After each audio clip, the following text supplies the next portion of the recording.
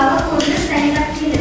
Қарсалым 18-ші ғасырдың соңында Германияда бір сабақта мұғалім оқушыларына бірден 100-ге дейінгі натурал сандардың қосындысын табуды тапсырды.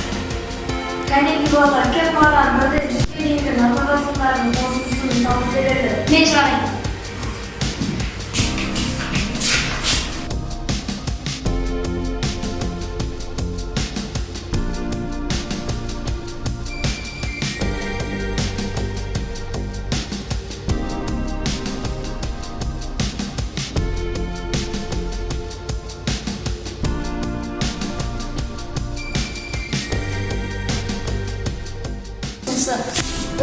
Бірді 100-ге қосамын, 2-ні 99-ға қосамын, 3-ті 98-ге қосамын, 4-ті 97-ге қосамын.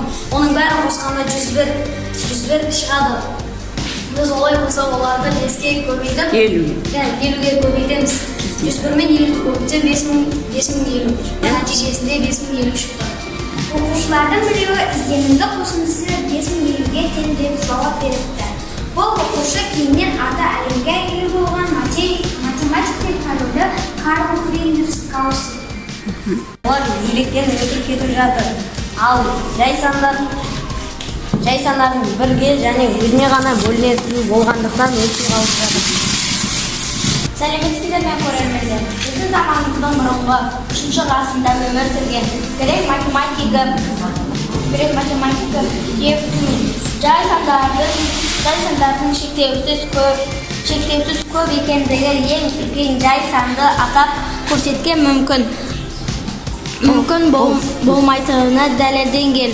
Бұл біздің атақты Эратосфен пен бабамыздан жасалған тақтайшаларда натурал сандар кестесін жасап, одан бір санның және құрама сандарды алып тастап отырған. Сонда алғашқы кесте елегі тәрізді, онда тек қана жай сандар қалған. Біз бүкіл натурал сандарды осы елешке салып біліп жатырмыз. Неден осы бәрі кетіп? Бұл өйткені өтпей тұрған сандар, олар жай сандар. Ал бұл жерде өтіп тұрған сандар, олар құрама сандар. Қан көрсетіңдер, ішінде қандай сандар қалды? 3, 5, қандай сан? 17. Бұлардың бәрі жай сандар. Қандай сандар? 3, 5, 7, 11 жай сандар екен. Ал електің көзінен өтіп кеткендер, ол құрама сандар екен.